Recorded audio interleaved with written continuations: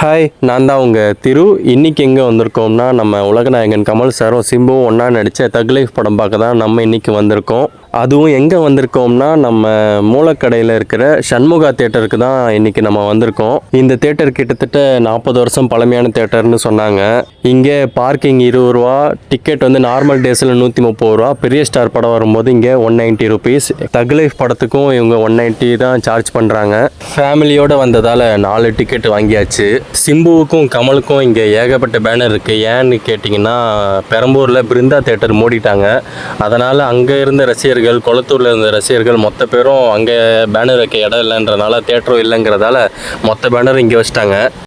Theatre ரொம்ப பழைய theatre தான். ஆனால் ஓரளவுக்கு இப்போ கொஞ்சம் ரெனோவேஷன் பண்ணியிருக்காங்க. ரெனோவேஷன் பண்ணியிருந்தாலும் இங்கே கொஞ்சம் இன்டீசெண்டாக, கொஞ்சம் இந்த பொறுக்கி பசங்க அவங்கெல்லாம் இங்கே ரொம்ப அதிகமாக வராங்க. தேட்டர் உள்ள சிகரெட்டு, பாக்கு இதெல்லாம் போடுறாங்க. இதெல்லாம் ஏன் வெளியே செக் பண்ணி உள்ளே அனுப்ப மாட்டாங்கன்றது தெரியல. தேட்டர் ஸ்க்ரீனும் நல்லா பெருசாக தான் இருக்குது. இந்த தேட்டரில் கிட்டத்தட்ட 600 பேர்கிட்ட உட்காரலாம். இது ஒரு சிங்கிள் ஸ்க்ரீன் தேட்டர்.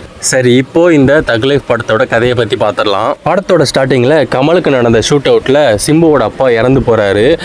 அதனால் நம்ம சிம்புவை கமல் வளர்க்குறாரு. என்ன, இந்த கதை எங்கே கேட்ட மாதிரி இருக்கா? இது நம்ம தளபதி விஜயும் மோகன்லாலும் சேர்ந்து நடித்த ஜில்லா படத்தில் ஒரு சின்ன கதையை உருவிட்டாங்க. சிம்பு வளர்ந்ததும் பார் டான்ஸராக இருக்கிற த்ரிஷாவை லவ் பண்ணுறாரு. அந்த த்ரிஷாவை 60 வயசாகி கல்யாணமாகி 20 வயசு பொண்ணு இருக்கிற கமல் லவ் பண்ணி கூட்டிகிட்டு போயிடுறாரு. இதனால் சிம்புக்கும் கமலுக்கும் சண்டை வருது. இதெல்லாம் ஒரு ரீசன்னு சொல்லி படத்தை எடுத்து வச்சுருக்காங்க. சண்டை வந்ததும் நம்ம கமலை நேபாள் பனிமலையிலேருந்து தள்ளி விடுறாரு. தள்ளி விட்டுட்டு இங்கே நான் தான் ரங்கராய சக்திவேல்னு வந்து நிற்கிறாரு. தள்ளி விட்டதுக்கு இன்னொரு ரீசன் இருக்குது. தன்னோட அப்பாவை கமல் தான் கொண்டாருன்னு தப்பாக நினச்சோம், அதுக்கு ஒரு ரீசன் சொல்லி தள்ளியும் விடுறாரு. இதோட படத்தோட ஃபர்ஸ்ட் ஹாஃப் முடியுது. இன்டர்வலுக்காக ரெஸ்ட் ரூம் வந்தால் ரெஸ்ட் ரூம் ஓரளவுக்கு தான் நீட்டாக இருந்துச்சு. அது மட்டும் இல்லை, இங்கே நிறைய பேர் சிகரெட் குடிக்கிறாங்க, பாக்கு போடுறாங்க. அதை ஏன் செக் பண்ணி அனுப்ப மாட்டாங்கன்னு தெரியல. நிறைய தேட்டரில் இதெல்லாம் செக் பண்ணி அனுப்புவாங்க, பட் இங்கே அனுப்ப மாட்டாங்க. இப்போது ஸ்நாக்ஸை பற்றி பார்க்கலாம். Popcorn rate 70, 150, ice cream 60. கொஞ்சம் ரேட்லாம் அதிகமாக தான் இருக்குது.